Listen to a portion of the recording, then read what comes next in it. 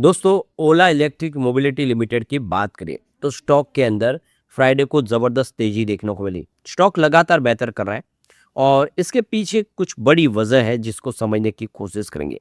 अब जैसे कि आपको पता ही होगा कि ओला इलेक्ट्रिक मोबिलिटी जो पिछले काफ़ी सालों से बहुत खराब कर रहा था, अब उसका प्रदर्शन बेहतर होने लगा है। सेल बढ़ने लगा है कंपनी का और कंपनी ने जो रणनीति अपनी बदली है उसका फ़ायदा देखने को मिला है।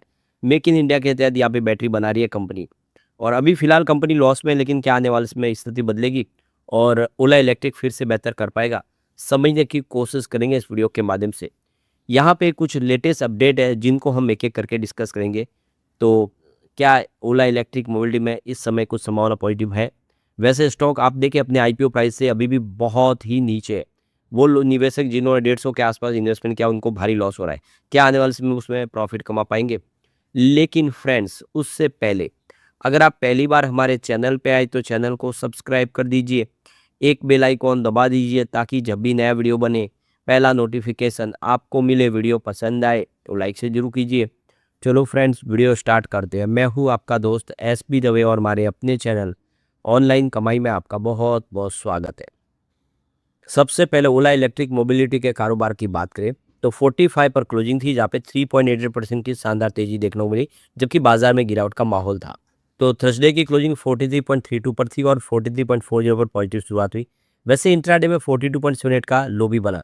इसका मतलब है कि दिन में गिरावट हुई थी, लेकिन निचले लेवल से जो जम के खरीदारी शुरू हुई जिसके दम पे ये 45 तक चला गया।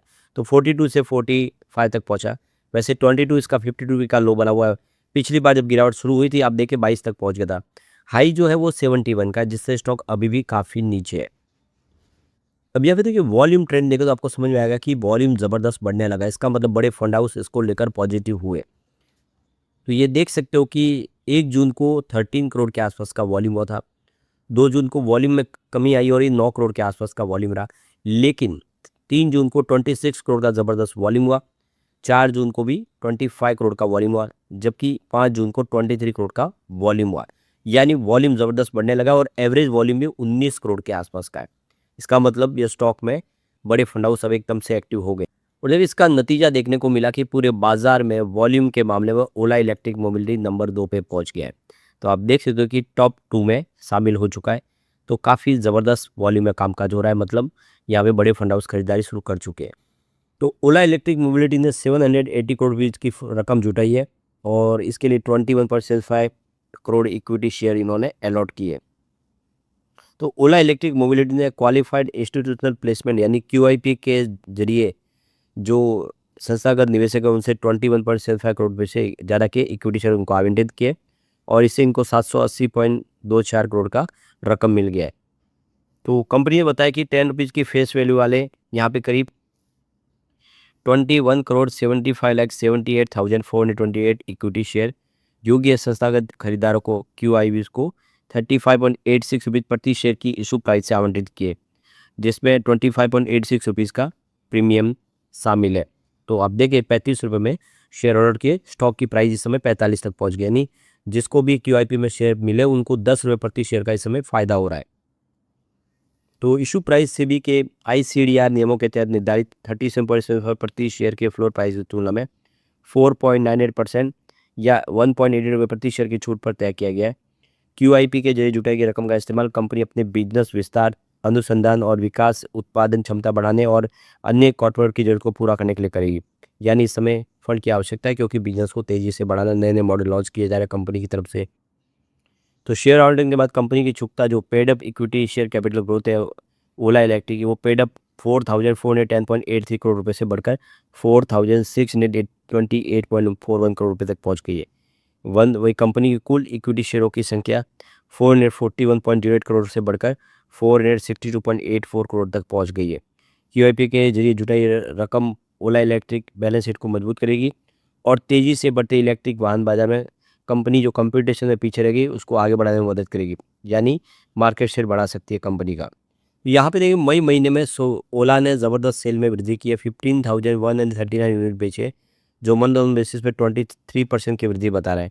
यानी कंपनी का सेल्स लगातार बढ़ रहा है और आप देखिए इस समय मार्केट में जो लीडर है वो टीवीएस से है और एथर है, लेकिन ओला इलेक्ट्रिक भी 8.8 से लेके 9% का मार्केट शेयर इस समय कब्जा किए हुए, और ये आने वाले समय आप देखें तो इसको और बढ़ाते हुए दिखाई देंगे।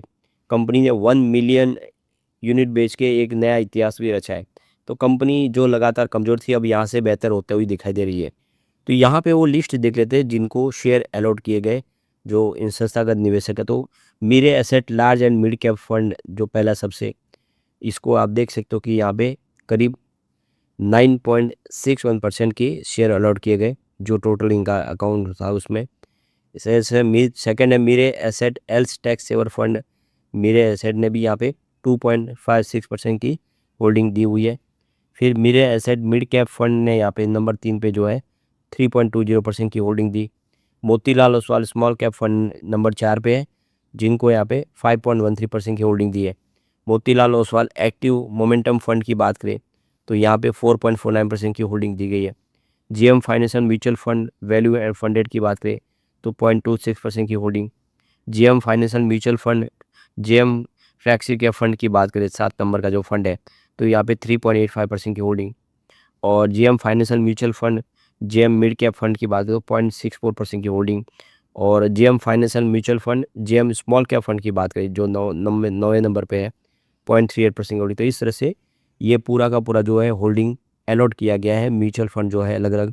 तो इंडिया के म्यूचुअल फंड ने बढ़ चढ़ के हिस्सा लिया, उसका फ़ायदा भी इनको मिल रहा है। पर शेयर यहाँ पे तुरंत ही 10 रुपये का फ़ायदा हो रहा है। इसके प्रदर्शन देखें तो पिछले एक सप्ताह में यहाँ पे 14.37% की बम्पर तेजी बनी है, काफ़ी बेहतर किया है स्टॉक ने। 1 मंथ के रिटर्न की बात करो 23.26% का इसने पॉजिटिव रिटर्न दिया है, जबकि 3 मंथ की बात करें 82.07% के आसपास का शानदार रिटर्न दिया है। यानी एक तरह से देखिए पिछले 3 महीनों में देखें तो स्टॉक लगभग दुगना होता हुआ दिखाई दिया है। 22 रुपये से स्टॉक ने 45 रुपये का सफ़र तय किया है। 6 मंथ की बात करें यहाँ पे 24% के आसपास की तेज़ी बनी है। लेकिन जिसका इन्वेस्टमेंट 9 मंथ के हिसाब से उसको अभी भी 30% का लॉस हो रहा है। जो लॉन्ग टर्म इन्वेस्टर है उनको इस स्टॉक के अंदर कोई फ़ायदा नहीं, अभी भी नुकसान में है क्योंकि स्टॉक ऊपर के लेवल से नीचे आया है। अगर हम कंपनी के रेवेन्यू की बात करें इसमें देखिए कि कमजोरी अभी है। आप देखिए ये स्लो है क्योंकि मार्च 2023 में 2782 करोड़ का रेवेन्यू था, जो मार्च 24 में बढ़ के 5243 करोड़ तक पहुंच गया। 25 में ये घट के 4932 करोड़ तक आ गया, जबकि 26 में ये 2460 करोड़ के आसपास है। तो फिलहाल कंपनी का रेवेन्यू कम है, लेकिन अब जिस तरह से आंकड़े सुधरने लगे हैं, सेल बढ़ने लगा है, ये आंकड़े फिर अब की बार सुधरे होते दिखाई देंगे। अब कंपनी के नेट प्रॉफिट की बात हो, मार्च 2023 में 1472 करोड़ के आसपास का टोटल देख सकते हो कि प्रॉफिट लॉस था। मार्च में ये लॉस बढ़ के 1584 करोड़ तक पहुंच गया, और मार्च 25 में देखिए 2025 में ये लॉस 2276 करोड़ तक पहुंच गया, यानी लॉस लगातार बढ़ा। लेकिन फाइनली अगर आप देखें तो 26 में लॉस घटा और 1836 करोड़ के आसपास है, जो तो पिछले 3 साल से जो लॉस बढ़ रहा था उसमें कमी आई है। यानी स्थिति बदली और अब आने वाले समय ओला इलेक्ट्रिक मोबिलिटी बेहतर कर सकता है। लेकिन फ्रेंड्स, कोई भी इन्वेस्टमेंट करने से पहले अपने फाइनेंशियल एडवाइजर से एडवाइस ले ले या अपना खुद का रिसर्च करें, क्योंकि मैंने वीडियो आपके एजुकेशनल पर्पज़ के लिए ही बनाया। वीडियो पसंद आए तो लाइक से जरूर कीजिए और चैनल को सब्सक्राइब कर दीजिए। Thank you friends.